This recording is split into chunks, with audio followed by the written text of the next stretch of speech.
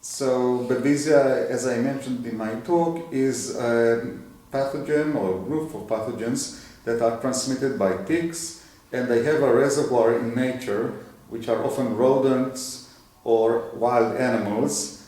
And every species of Babesia that infects people has a reservoir, which is a wild animal.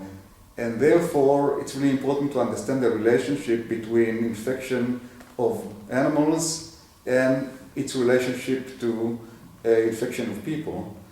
And people are not the reservoir of the infection. That means that if people didn't exist, the infection would still circulate between ticks and, say, rodents in the wild. People are what we call dead-end hosts, so they become sick, but they don't transmit the infection further. And there are other animals like dogs, for instance, that might also become infected, and by detecting the disease in the dog, you will have what we call a sentinel. That means that if you survey dogs and you find infection in the dog, you can be pretty sure that it might also infect people, because dogs live next to people, often even in the same house, and some people even sleep with their animals. So it's quite common that the same diseases would pass from pet animals like cats, dogs, to humans, but in the case of Babesia, it has to go through the tick. The infection is not always clinical. That means that the animals and even people don't always get sick when they are infected. So when there is infection that is clinical, usually it's easier to detect because the number of pathogens, Babesia or other pathogens, is higher.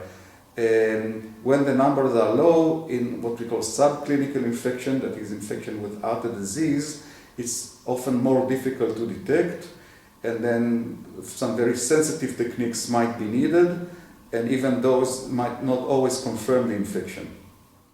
Some of the pathogens can be transmitted by transfusion of blood, and that's why it's very important in areas where the infection is very common, what we say endemic areas, to test the blood units before using them, or when we talk about animals, because we also use blood products in dogs and cats, we used to test the donors for infection and not the blood units themselves. So we periodically, every 6 months or 3 months, depending on the pathogen, test the animal for infection.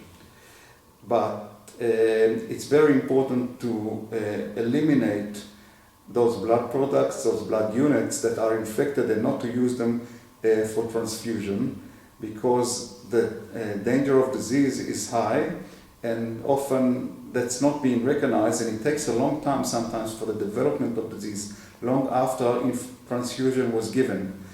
So there's not always a clear association between that blood transfusion and the fact that the recipient became infected. Sometimes it's even impossible to prove that it came from the blood unless you kept a portion of it for testing, because the patient might become infected in a natural way between the blood transfusion and the time of disease.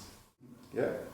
I think that for some diseases, their awareness is not high enough or even non-existent in some cases, and it's very important to decide what testing to do. It also increases the price of blood products, especially in veterinary medicine, because if you test for a very large number of pathogens, it makes the blood units much more expensive.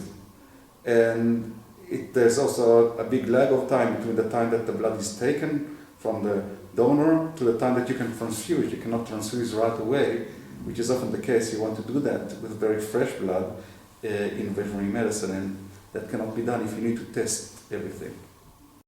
HIV is a typical example of a disease that was not recognized in time with blood donors, and people who needed blood products, like people with genetic diseases that caused anemia, became infected with HIV because of receiving contaminated blood product. But fortunately now this problem doesn't exist in the modern world anymore, because every blood unit is tested for HIV before its use.